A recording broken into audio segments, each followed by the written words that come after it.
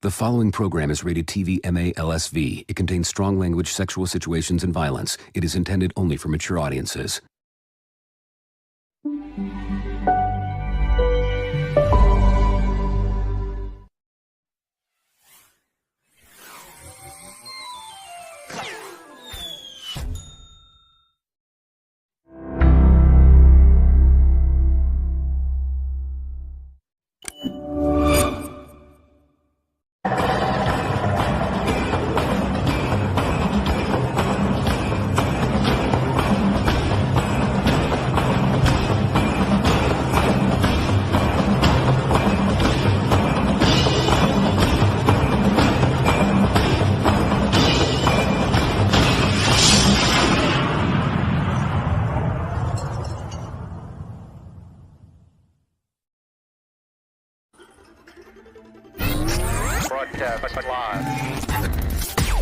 Coming to you live. We're live. From the basement of an abandoned training facility where we talk about fighting, training, and events.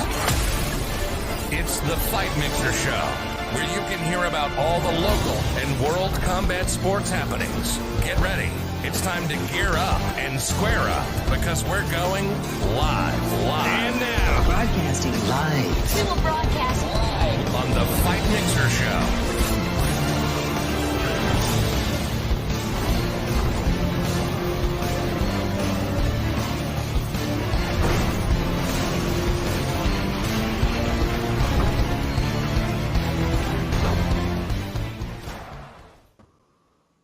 All right, guys, you know what? This is our last episode, so we gotta play the real intro to this show. But that's okay, because we're Big Dick Bandits, Big Dick Bandits, Big Dick Bandits, Big Dick Bandits, Big Dick Bandits, Big Dick Bandits, Big Dick Bandits, Big Dick Bandits. Much better, much better. Welcome, Well everybody. done, Potter. Well done. Yeah. 60 seconds. Sorry we're late, everybody. We were talking about Nintendo, so that's why we were 5 minutes late, and how Jake's allergic to parties, so he didn't want to play Mike Tyson's Punch-Out when I left Switch at his Liar. Hey, you didn't open it. Dude, I said you couldn't keep the Switch until you played Mike Tyson's Punch-Out, and then you're like, oh, I'm not going to play it. And I'm like, oh, then fucking send it back then. It was falling apart, and the controllers were coming. I didn't know what the hell was going on. I tried. I tried. It was a Nintendo Switch. I left it at Jake's, and I said, oh, shit, you got to play Mike Tyson's Punch-Out, bro. And then Jake said, fuck it, I'm not going to play this shit. And I'm like, okay, can you send it back, please? And he's like, okay. So he overnighted it because he's allergic to parties. Hey, welcome, everybody, to the last edition of the Fight Mixer. Four-time world champion, black belt in BJJ, owner of one of the best gyms on planet Earth, located in beautiful Tarzana, California, right? That Kaiju MMA, all the young whippersnappers are talking about, right? Right, Kaiju MMA and Fitness, top 5,000 gym in the universe. I thought so. Four-time world champion, Mr. Gabe. Gabe, what's going on, brother? Just another day, well, final day actually, doing this podcast and going on to better, greener pastures, as you will. We'll get to that in a little bit, but also we gotta talk to the man himself, the man, the myth, the legend, a former champion himself. Also, one of the best MMA records on planet Earth, and one of the best of his generation, Jake Thunder Hatton. How you doing, you big dick bandit? Hey, I'm ready for the last show here. Fuck yeah, man. For new beginnings as well. Hell yeah, man. Hell yeah. And so this is going to be our final episode. You know, it's time to wrap up things like a Christmas present. Obviously, me and Gabe have been doing this for 3 years. Me and Jake have been doing this for 1. We got to the point where, you know, it's time to move on and take our business elsewhere. And I thought it was just going to be me walking out. Hey, Tony Loco Soto. I fucking love this guy. I missed opportunity, by the way. Your name should be One Bad Mofo, Tony Loco Soto. So I don't know who we have to talk to make that happen. But it's a nice ring to it. If we can, you know, work on that, definitely do so. But nevertheless, and Stacey Angel, what's going on, sweetheart? Love from Calgary, Alberta, Canada. I love Stacey Angel. Shout out to the Hart family. Big shout out to them. So we've been doing this for quite some time. 3 years running into this. We obviously started doing it under the confines of the pandemic where everything was shut down. I originally joined because, you know, with all these events and getting shut down, all my commentating gigs, everything like that, I'm like, you know what? Everyone's bummed out and shit. why don't I just deliver some groovy vibes and talk to great people? And then Matt, the owner of Fight Mixer, was like, you're going to be co-hosting with Gabe. I'm like, I'm not fucking qualified for that shit. I mean, again, 4-time world champion, BJJ black belt. I mean, I have an associate's degree in MMA, but Gabe, you have your doctorate. So it was very intimidating to be a co-host with you, good sir. You know more about it than I do. There have been many times that you bring stuff up. I'm like, oh yeah, I forgot all about that. So yeah, I stop selling yourself short there, Potter. I don't know everything about you, Gabe. Just your social and your favorite ice cream flavor. I mean, not everything, sir. Not everything. That's all you need to know. I mean, what is my favorite ice cream flavor? I think mint chocolate chip, right? Oh. No? Okay, I don't know everything about Mr. Gabe. Yeah, see? Wait till the next what we move on to, then we'll know about ice cream and all that, all the good stuff. True. And obviously I didn't think it was gonna be a public walkout, but I said, hey, you know what? It's time for me to move on, especially with the UFC thing happening and getting to travel and do all that fun stuff, making my dreams come true. And thanks to Jake hooking that up, by the way. Big shout out to this guy, making my dreams come true and doing all the commentating. Like I couldn't fit it in, especially one man can't do it all by himself, and it became very cumbersome.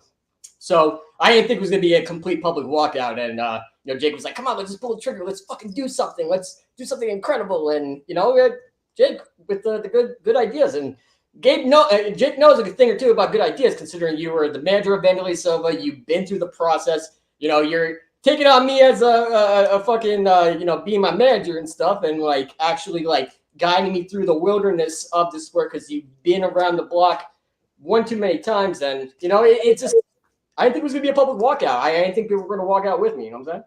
Well, between Gabe and I, we have been fucked over and seen about everything you could. Again, for all the audience, that's how Gabe and I met. It was crazy. But I think we've probably seen it all. Yeah. I mean, getting the opportunity to see the generational movement of MMA, going from the point where it was illegal to the point where then there's a TV show to now where it's on ESPN. So we've got the opportunity to definitely been there, see that, from being a fan. Even I watched the first UFC 4, I think, live on Dish Network, which people don't even understand what Dish Network is. But so yeah, we've had an opportunity to have a great ride, and I'm thankful to have met Jake. And there are a lot of really good people in MMA. There's a lot of not so good people in MMA as well. But I'm fortunate to meet these two gentlemen. And when Dave said he was out, I said, I'm out too. And by the way, it's no hard feelings to anybody involved. It was just, it was a matter of just dollar and cents and stuff. And I realized, I'm like, holy shit, so when I announced that I was getting out, some guy was like, hey, you want to be a part of our podcast? I'm like, I fucking hate podcasts, but let me hear what you got. So he was like, hey, if you be a part of our podcast, I mean, do you want the opportunity to be a part of our MMA podcast? I listened to a couple episodes. I'm like, if I go on that show, I'm validating their knowledge for the sport. And if I go on there, I'm going to end up fact checking them and fucking nerding out and killing somebody, because they were all across the planet. It's like expert swimmers that never took a dip in the pool, and people that never stepped on the mat, or airing out their grievances and talking about shit they have no idea about. And I was like, fuck it, we just gotta start something else and start something new and fresh. Jake, please be my manager. Just guide me through the wilderness, because I don't know shit what I don't know. So that's all thanks to Jake for making me pull the trigger and getting things done. And Fight World coming soon. Thank you, Keith Jordan. I'll have an announcement about that a little bit later. But I don't know Keith Jordan, but I like him already. I like him already.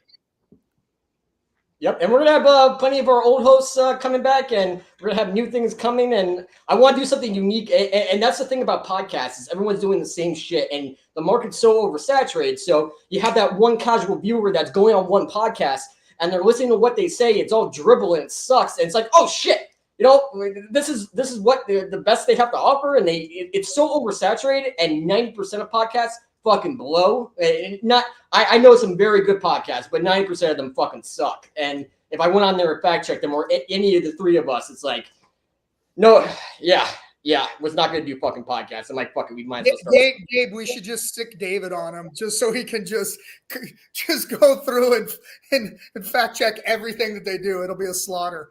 You made me you guys made me into like a miserable fucking old man, just like you guys, like so cynical. You're like, oh my god, with the UFC, I can't wait. And then I leave the Apex. I'm like, I fucking hate all the press people. They suck. You're welcome.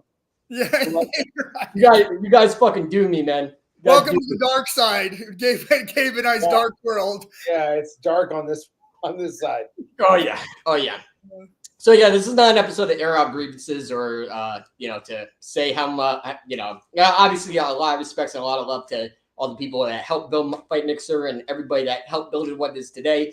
We're all jumping ship and we're all going to be doing our thing. And I have big stuff coming. We all have big stuff coming and an ensemble cast of characters and doing something unique and different, which is what I'm always about. If I can't do something different, then fuck it, I'm not going to do it at all. So doing something different, and this is going to be innovative, which I can appreciate and we can all appreciate, considering the main character in Willy Wonka and the Chocolate Factory is the Chocolate Factory. Willy Wonka will get you through the door and show you the wonderful fucking world of mixed martial arts and bare knuckle and boxing and all that fucking good stuff. And once again, we're going to be your guides to this unique world in an abstract point of view, and also a lot of stuff in the pipeline. Pressers and behind the scenes and weigh-ins and interactive live streams, and I'll get to that in a little bit. I don't want to spoil anything and spoil the surprise, but nevertheless, are you guys ready for 5 topics? Jake's got a puppy. Wait, was that a dog or was that a bear? He looks like a little bear. His name's Little Ronan. All right, good stuff. Let's get on that 5. Let's go. Let's go 5. Are you ready? 4-time world champ, Mr. Gabe. Let's go.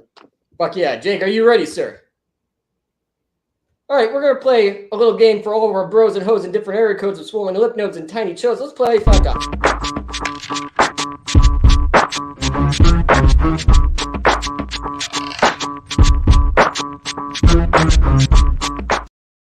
All right, you know the story, Morning Glory. We're going to bring up 5 topics, all circled around combat sports. And we are going to start off this shebang with topic number 1. Let's go! Oh, this fucking bummed me out because it was such a great fight. And everyone that said that Usman was going to fucking sniff his jock for 5 rounds was sadly mistaken. Great fight. Usman losing to Edwards. Mr. Jake Hatton, what do you thoughts about the fight? I thought it was going to be a close fight, but I honestly thought Usman probably would pull it out just with his, just his wrestling dominance. He doesn't do a tremendous amount of damage on the ground like we talked about, but man, Edwards made the adjustments. But most importantly, I think he was using those leg kicks to keep him away, and Usman was just scared of that. I don't think he's quite digested that knockout yet. It sucks walking in when somebody hits as hard as Edwards. So great game plan by Edwards. Fair enough. Mr. Gabe, what do you thought about the fight? I didn't see it. That's our boy. That's our boy.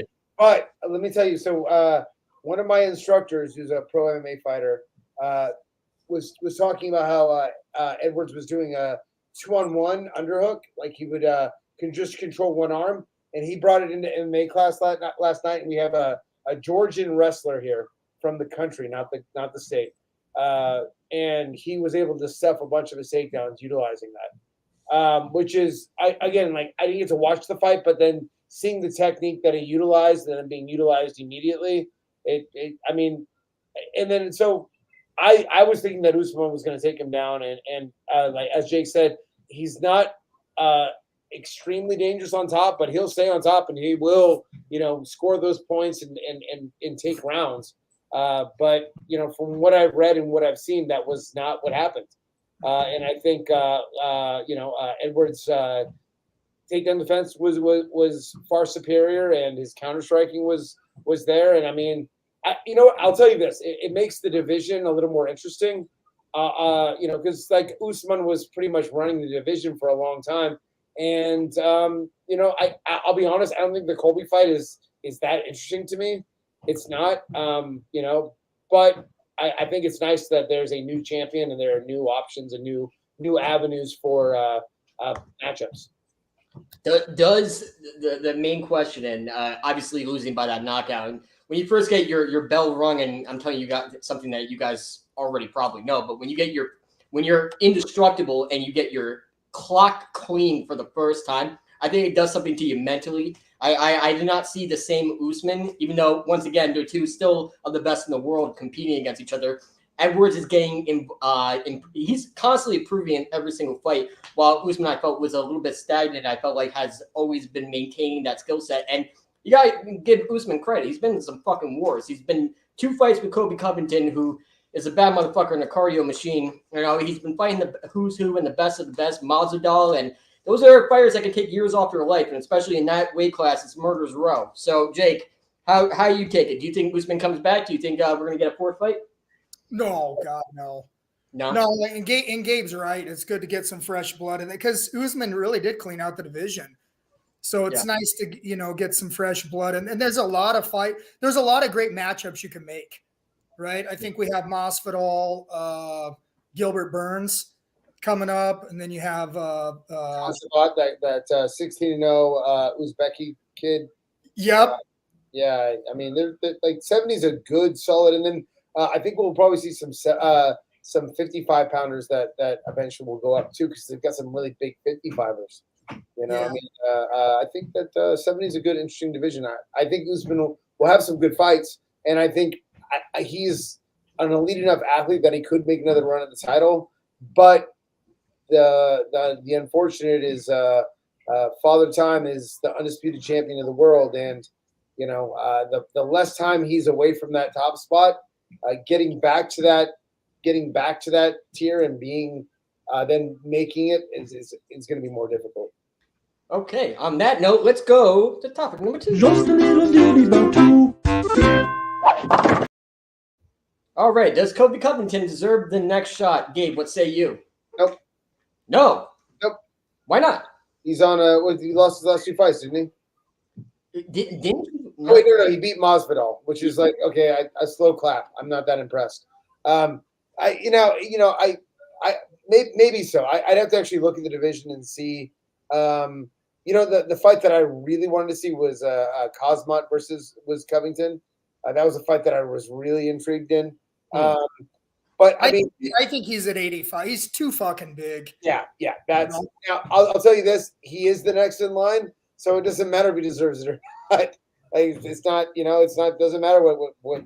Do I think so? I mean, look. I think Colby has beaten. I think a lot of guys. I can't think of who would be. Okay, I'll say this.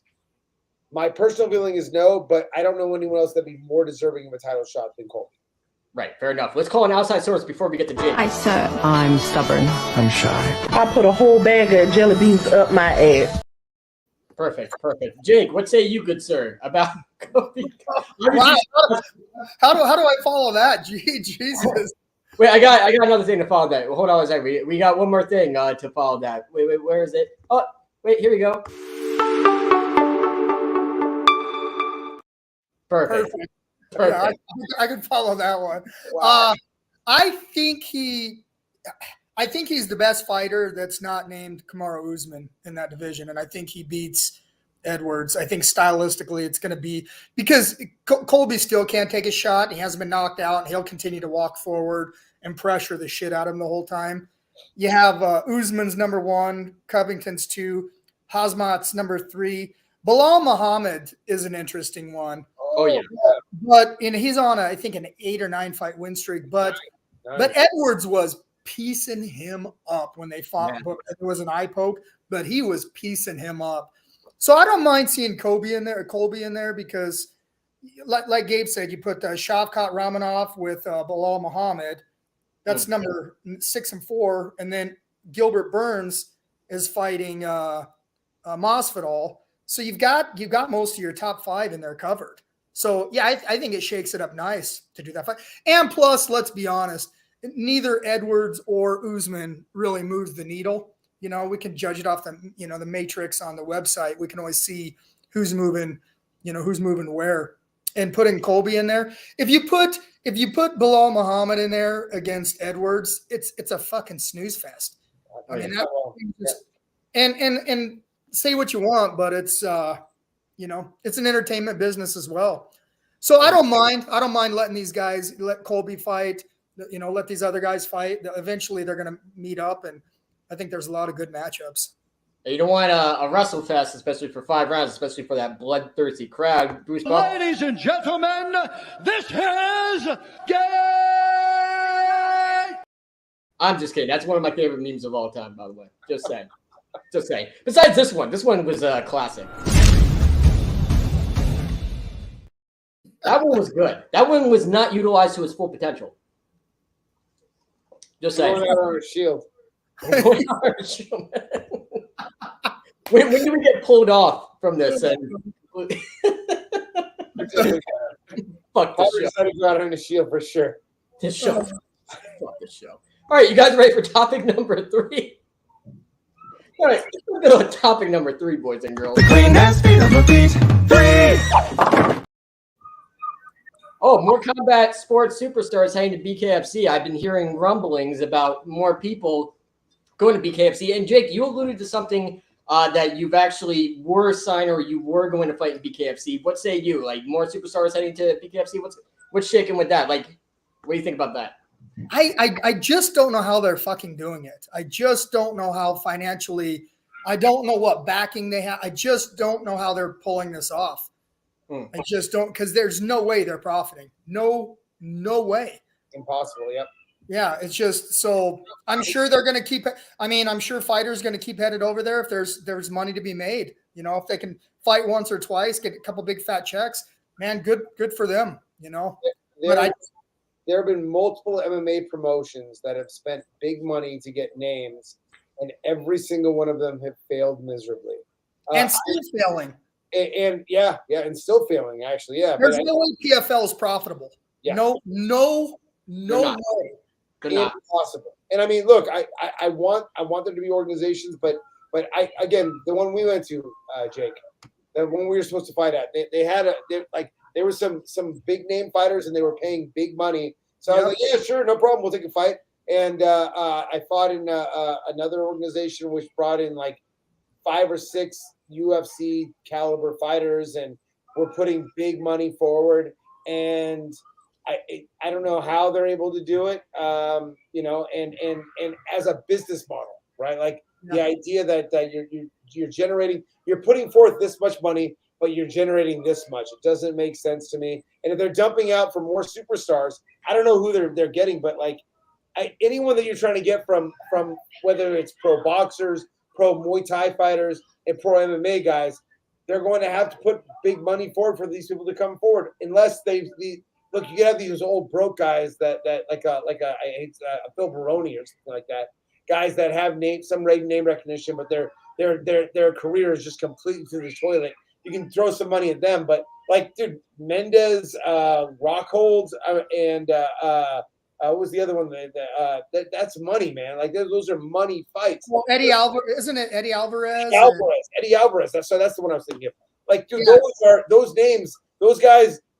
If they were to go into MMA, they'd be making money. So it has to be over the money they would make in MMA, and that's going to be serious cash. I don't know how BKFC is doing it as a business model. I have no idea. Well, the only way they could be, one likely scenario is they're just building their catalog. They see what the UFC's worth, and if they get even close to the same evaluation, but the problem with BKFC, and they've had this problem all along. I'll watch 2 bums fight on the cardboard, but just eventually it's just a bloodbath.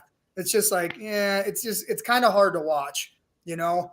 And I don't know if they'll ever be able to take it ultra mainstream, you know, as far as network TV, just because it's too bloody, you know? It's just, these guys are just sliced up when they're done. I happen to like it. And I watch a majority of the events that BKFC puts on and BYB, and I love the promotions. I love the combat sports and the athletes that they put forth in the sport. Once again, you can play every sport with 1 ball, but combat sports takes 2 balls. I gotta say it one more time, but nevertheless. Let me ask you a question, Potter. How do you build talent? And this is one of the things I told him in the beginning. You're going to get, you know, I mean, to get 3 or 4 fights out of these guys, it's a lot. You know, a normal UFC fighter, you can get, I mean, you get 30, 40 fights out of them, and you can really put some marketing dollars behind them and build the brand. How do you build somebody's brand if they're just a couple of fights and out? That's another problem.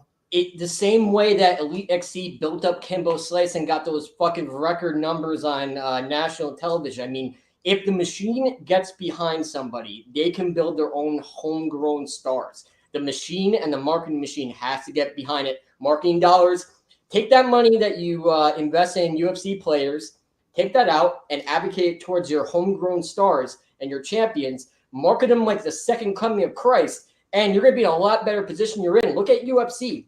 Who do you market? Who do you market out of their brand? There's plenty of people you can market, Jay. Lorenzo Hunt, who's very, very marketable. Nobody, and I'm a big fan of his, but I bet you 1 out of 10 UFC fans have no clue who Lorenzo Hunt is. Exactly. That's why the marketing machine has to get behind him. Send all of his knockout reels to fucking ESPN and all these different places. They don't, but that's what you're missing. I think they struggle with the mainstream because listen, Gabe and I went through this, and Dave, you probably did it in the later part. It's barbaric. You know, they considered it, bloodbaths. Well, look, so BKFC is utilizing former champions, former fighters from combat sports. Yeah, you see that? Hey, Gabe, you see that? See that right below you? I agree. Oh, thank you, sir. I don't know what I say about you. Continue. You're a legend. I'm not a legend. The only marketing I see for BKFC is former MMA fighters, former Muay Thai fighters. And again, like, I am in the sphere. Like, I'm in the combat world. I know about Hunt. I'm sorry, what's his Lorenzo Hunt. But I don't know nearly as much about him as I know about the rest of the roster who are coming from other sports. Right. And I'm coming just thinking about it. What's up, Justin? How you doing? I'm coming just thinking about it, baby. What's going on? So, and just picture this, okay? Back in like when Zuffa purchased the UFC and like they put all those marketing dollars behind Tito Ortiz, a lot of people knew about Tito Ortiz. He was all over the magazines, and this is Gabe's favorite fighter. So everyone, just please keep the comments to a minimum, please. One of his favorite all-time bedtime heroes. But nevertheless, Tito Ortiz, even though he was not the guy to bring the UFC to the next stage of the dance, it was Chuck Liddell and Randy Couture in those fights, and the machine getting behind both of those guys, putting them on network television, sending all their highlight reels, promoting them on Spike TV and all that shit. But the biggest fight and the biggest at that time was Chuck Liddell versus Tito Ortiz, because the machine got behind these two guys who fought each other. They didn't bring in any boxers. They didn't bring in all these other fucking people. They built their own stars. The BKFC can do the same exact thing. BYB can do the exact same thing.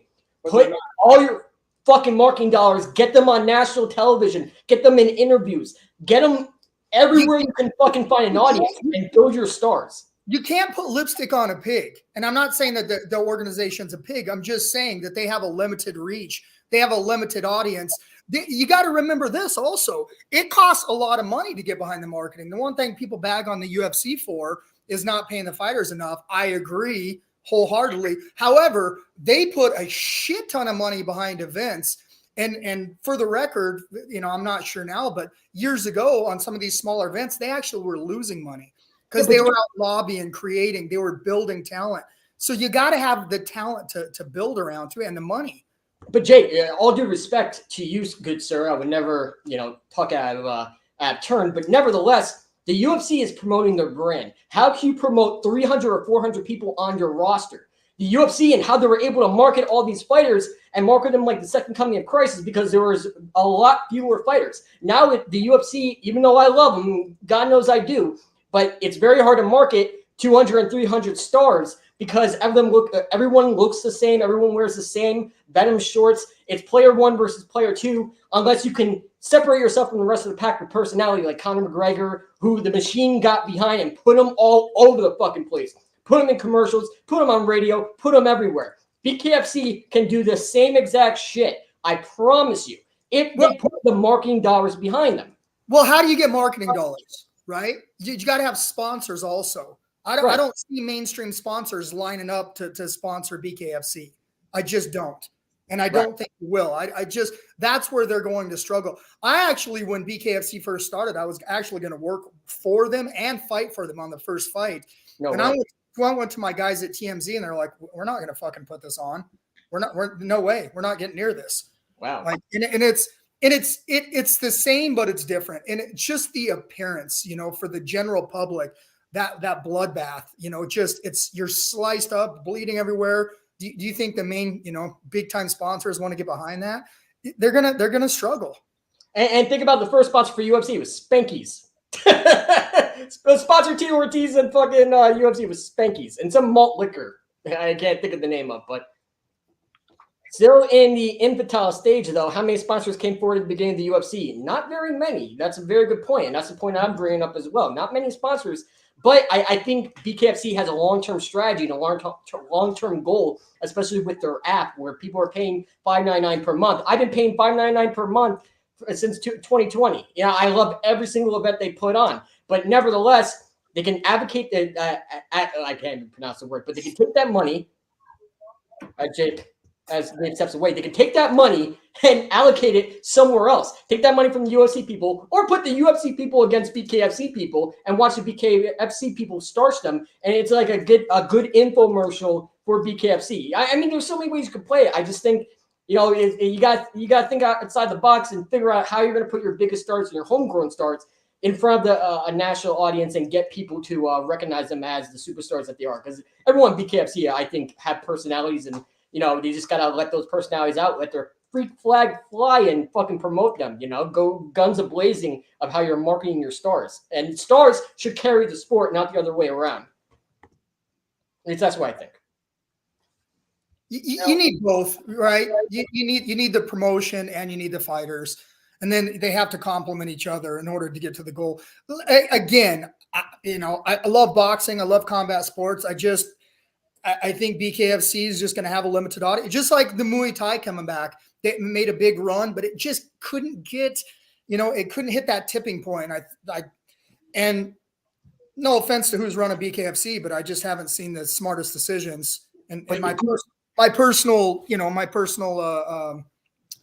dealings with him, it was the same thing. So you're asking a lot. But think about this. Out of curiosity, real quick. Do you know other talent that's coming to BKFC? Because that was the question, or do you just think that was the? Not necessarily, but once again, every company can tell you the same thing. They're looking at the people they put on the card. So let's say it's a fight card of 8 fights, 2, 4, 6, 8. Like, you have all these guys. If you market the fuck out of them, and they're going to be, when people are negotiating their payday, they're going to be saying, okay, how many tickets have you sold? How many pay-per-views did you sell in your demographic? Like, in your area? Like, they're going to look at all the metrics to see if you're worth that big payday.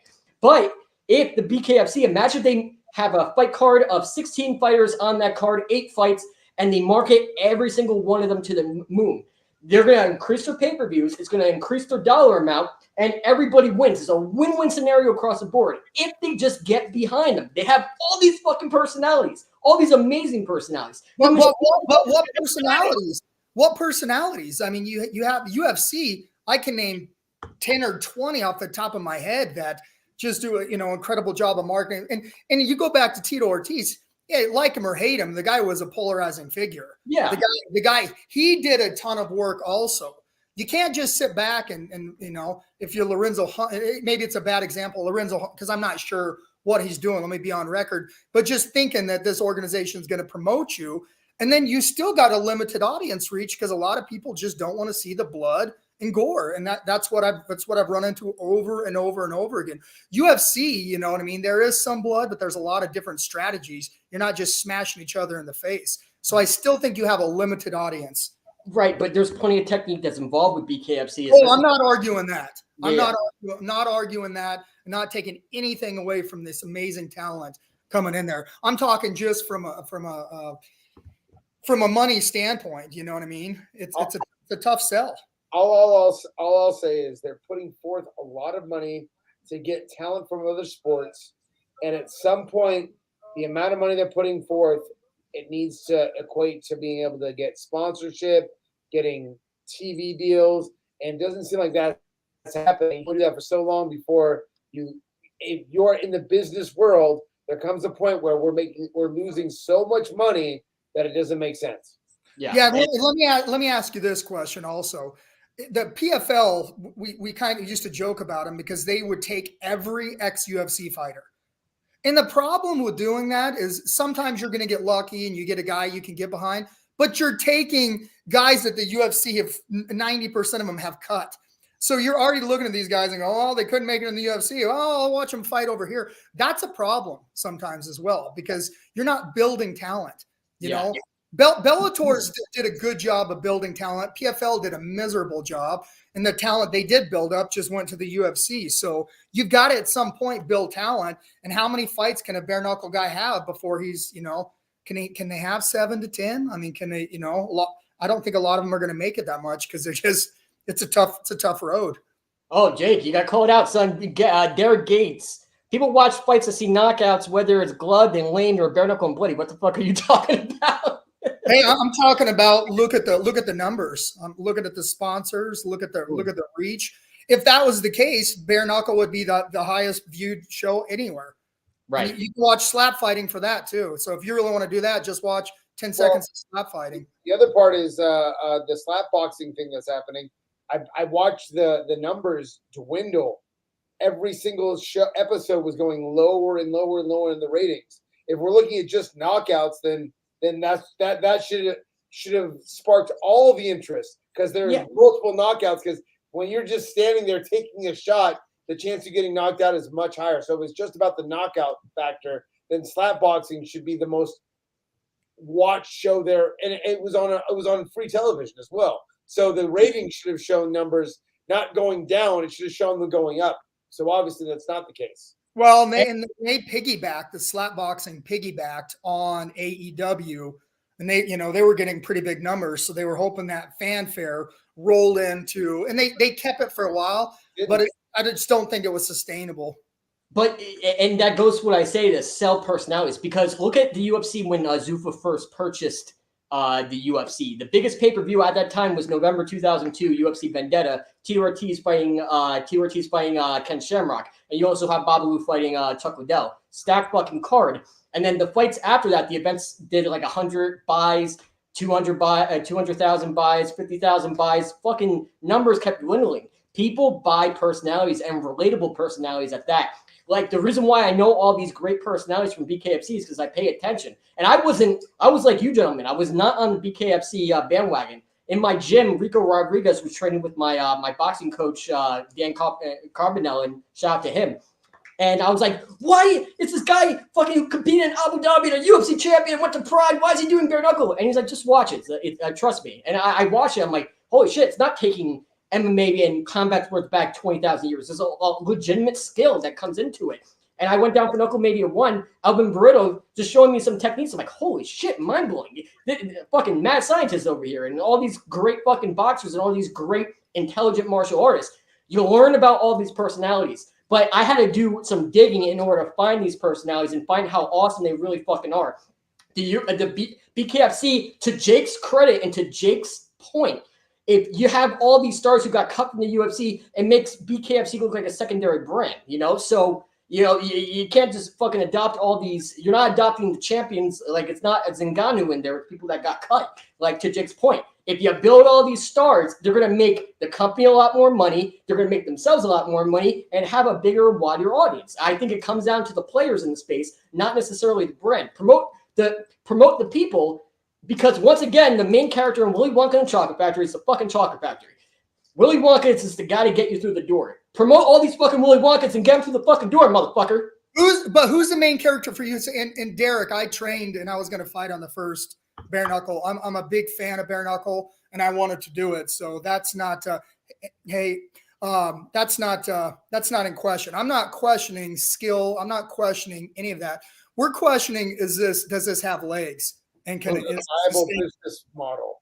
Yep. And the thing is, it's a tough one. And here's some trivia. Dave, you probably know this, and Gabe, I know you know this. But when WWE started and Hulk Hogan started getting ready to pull away and negotiate his contract, he became bigger than the WWE. Yeah. The UFC, when they started, they decided, hey, we're never going to let the stars be bigger than the promotion. And they promoted hey, like it or hate it, it was a brilliant model. And they built Dana up because nobody's ever as big as the brand, right? You have talent that accentuates and helps build, but Dana has been the driving force, like him or hate him, behind that brand forever.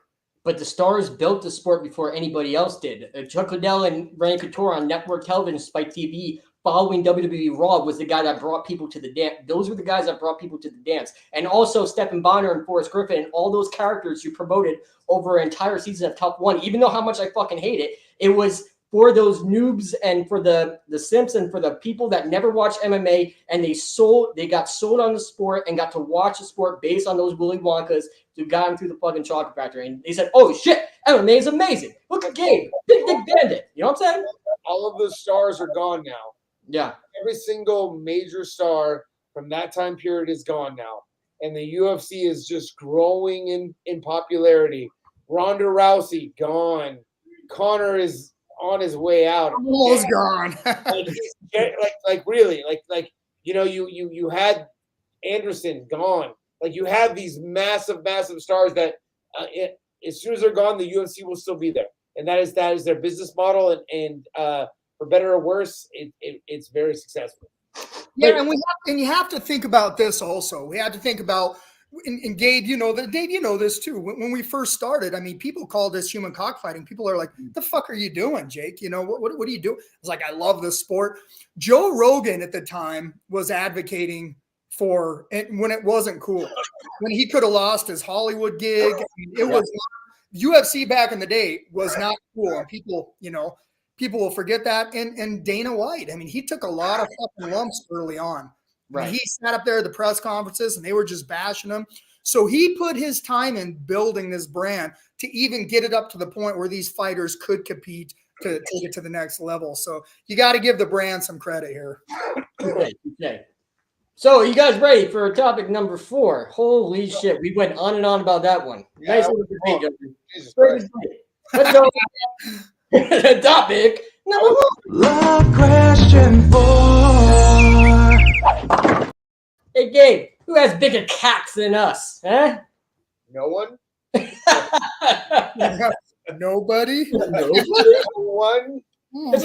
Although I don't know. There's that one picture of that well endowed black gentleman that's sitting on the couch. Oh yeah. I've had multiple friends like, oh, check out this article, and it's just that big. He's definitely got a little bit more action than myself. Not by much, only like an inch or two, but you can tell he's got a little bit more. That's a great meme. That's a great meme. Just saying. Yeah. Oh my god. Oh, and so Derek Gates, I definitely agree that the homegrown talent needs to be promoted. The sport has legs, but they are 5 years old. Wait till BKFC are 30 years old like the UFC.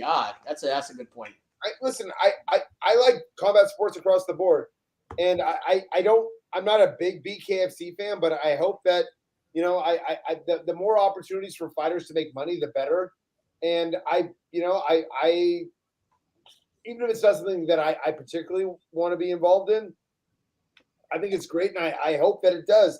The only issue that I was going over is it a viable business model to dump all this money into contracts and throwing. And again, Jake and I.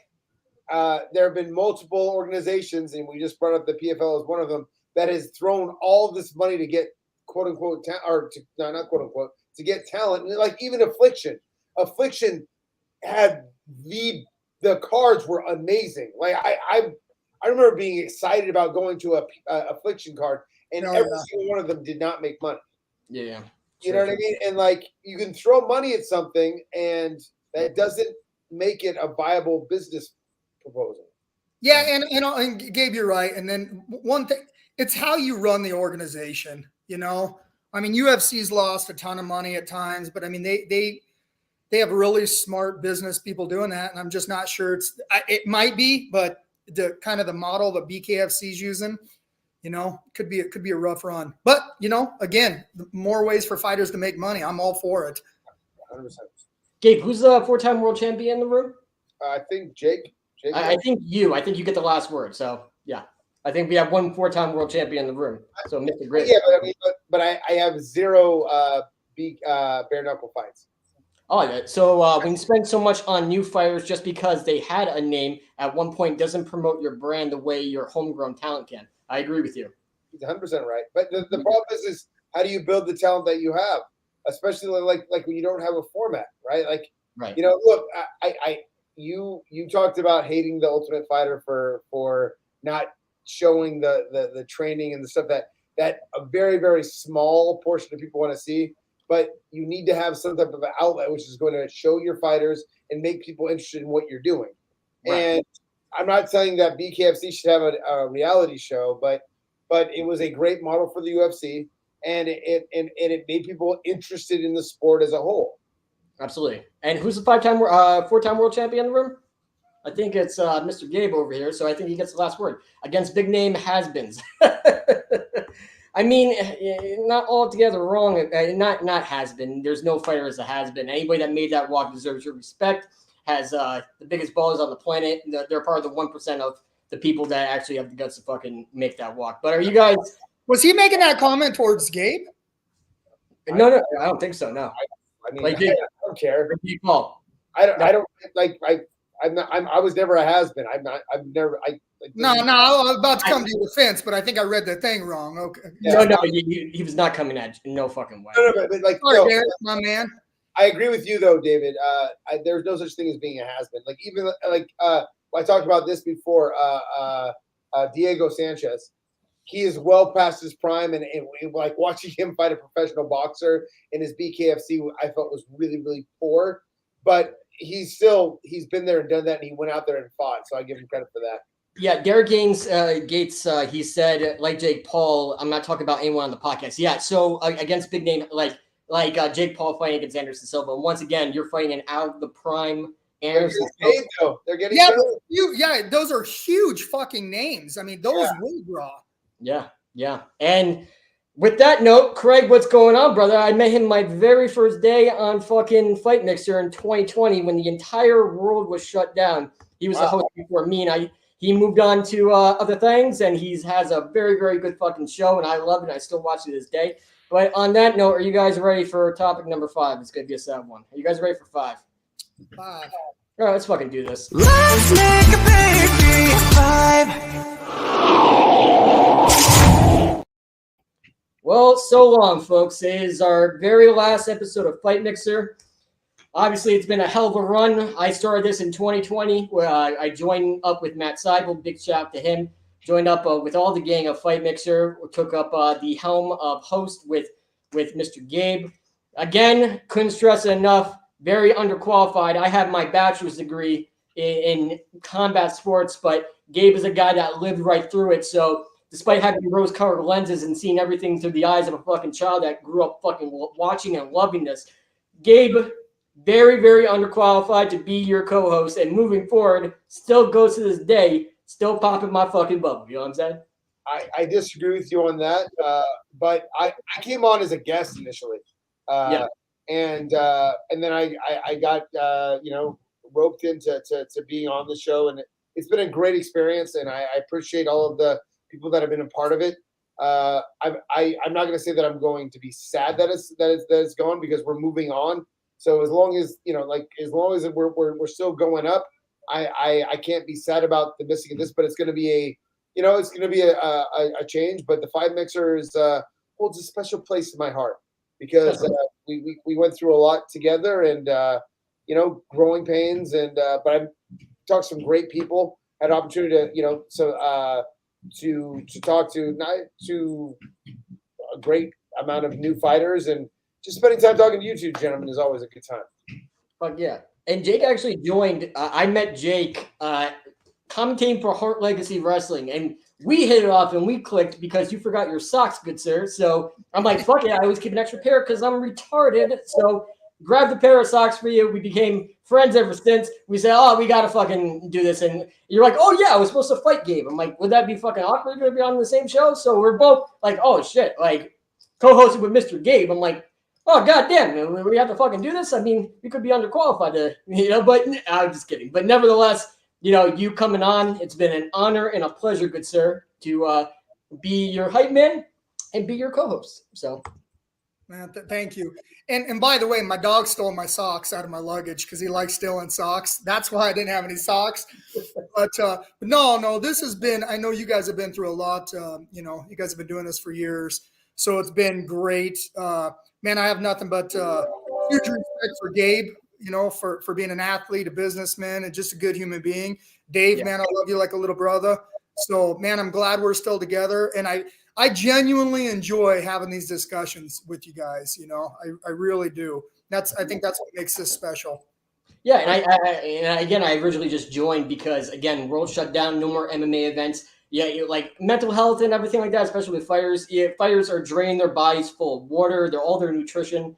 They're literally draining themselves 24/7. The fight community bummed out that events are not going on. Fighters are bummed out that they can't fight. So it was just like a chance to shoot the shit with Gabe and with fighters and everything like that, and have some normalcy and like shoot the good shit and make people fucking smile and happy and talk about what we all love, which is combat sports. At the end of the day, we're all combat sports fans. These guys lived through it, and I watched on television VHS tapes as a kid. But nevertheless, at the heart of it, I joined to bring some smiles to everyone's faces, especially people fucking stressed out about COVID and coronavirus and everything going on in the world. But didn't expect that we had such a great friendship and such a great run for 3 years, and we're gonna start something else and start something awesome and groovy because we don't want to join anybody else's podcasts and everything like that. So we're gonna start from scratch. It's gonna be fucking radical. So I'm happy you guys are joining with me because I did not think I thought I was going to have to go at it alone. You know what I'm saying? Well, listen,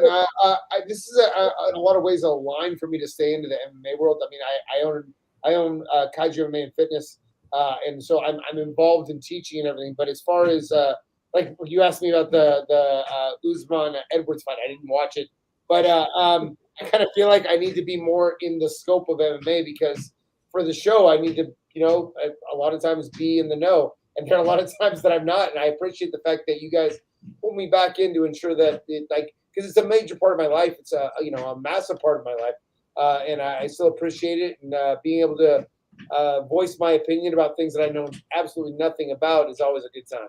Right. And this was just a fucking kill time during coronavirus. I did not expect that we would be on Amazon's top 100 sports fan shows, getting the number 8. Holy shit! You know what I'm saying? Like. Can't believe we actually, took this little fucking show and we're on Amazon, Roku, and Apple TV, and we're about to do it twice, and it's crazy, man. Well, I think Fight World, if I'm not mistaken, will be we'll surpass that and probably get top 5. Gonna have the big hard push to make that 5-3 to 2-1. Oh yeah. I know we have some major guests coming. Yeah. We have some big guests coming, so that's going to be exciting. But I think a lot of, like I said, just the general conversations, sometimes I like to tune in not to hear a guest. Sometimes I like to tune in just to hear different viewpoints, interesting conversations. So that's why I always love jumping on with you guys. Yeah, what's up, Jessica Lincoln? Yeah, it's going to be Fight World Live is going to be a completely new entity. And again, I kept stressing it throughout the show that the personalities sell the brand and the personality should come first. But it's also going to be, the fans and the MMA viewer and the bare knuckle viewer and the pro wrestling viewer, because it's a lot of commitment for you guys at home, wherever you're watching. It's a lot of commitment, not just on us to just talk shit about random things in combat sports and try to make you laugh and try to get you engaged. But it's a lot of commitment from us as much as it's you. For you to sit down on your phone or your tablet or your television and watching us, that takes a certain level of commitment. So we want to actually invite you to the party. And we're working on it. Amazon, Apple, Roku, all over the fucking place. And it's going to be interactive. Like, imagine being able to be at the presser, being able to be at the weigh-ins, and like doing the traveling circuits with the UFC. I'm like, I wish everyone can see and feel what I'm feeling right now. Like, holy shit, this is a moment I'll remember for the rest of my life. And like, it dawned on me, I'm like, instead of joining something else, why not we create something and we put people where we're at when we go to the UFC events and go like and talk to the fighters and everything like that, completely interactive, and inviting everybody else to be a part of the show. And I think instead of doing a podcast and doing the same thing over and over again, expecting different results, And why not do something completely fucking different where we do a television show, we do a podcast, but we make it that the viewer, which again, it's a lot of commitment on your part and we appreciate it, but you guys can be a part of the show as well. And I think that's what Fight World Live is going to be. And I don't want to give too much away, but it's going to be you, the viewer, join the party with us and not just, random shows and everything like that. It's going to be you guys a part of it with us, Bigger and better. Bigger and better. Hell yeah. Hell yeah. So on that note, boys and girls, children of all ages, we're up to last words for the Fight Mixer. But last words. You think it's a game? You think it's a fucking game? Last words from the four-time world champion, Mr. Gabe. Last words, good sir. Well, first off, be prepared for Fight World Live, the bigger and better, the new-ish. Thanks to each and every member of the Fight Mixer family. It's been a great run. I've been enjoying the time, but it's time to move anew. And I appreciate everyone that is tuned in and watched and spent the time with us. And it's been great. I am thankful to go on with Mr. Potter, Mr. Hatton, and go on to this next journey together. Thank you. Appreciate it. Fuck yeah. And final words, final thoughts from Jake Thunder Hatton, MMA pioneer, the man himself. Last words, good sir. Gabe kind of summed it up. We appreciate everybody that's been involved. Appreciate all the fans, all the support. It was a lot more than I had expected. And look forward to the Fight World Live, doing something growing and moving forward. Yeah, and it's going to be completely different. It's going to be completely new concept. Anything worth doing is worth overdoing, and you guys are going to be a part of the ride with us. We should have a big announcement in April where I'll reveal my master plan, or our master plan, rather, because it's going to be all of us as a team, one cohesive unit, a bunch of personalities, and an ensemble of cast, and we're going to make something groovy for you guys. And again, we want you guys to be a part of it, part of the show.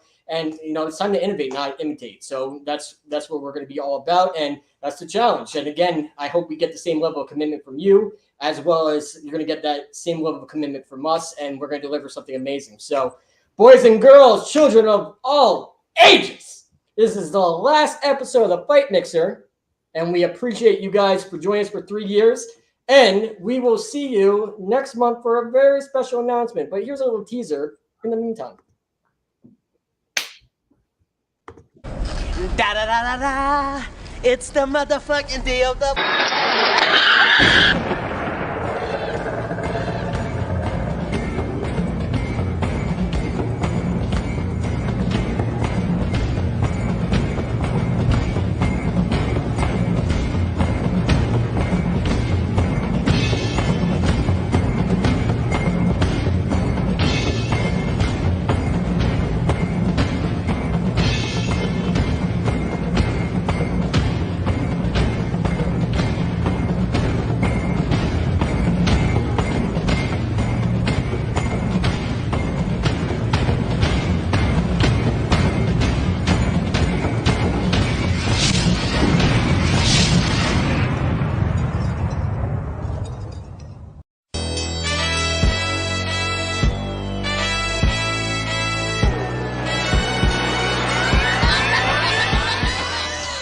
Having a hard time going back to the gym after working out at home? Well, now you don't have to with the X-Bar. The X-Bar from X-Bar Fitness is an incredible gym alternative that gives you the same intense workout you get at a full gym with hundreds of machines. One X-Bar alone provides the same workout as a cable machine, bench press, dumbbell set, free weights, leg press, barbell set, and all these other machines. Stop wasting time debating whether or not you should go to the gym. Order the X-Bar to get a quality workout in the comfort of your own home.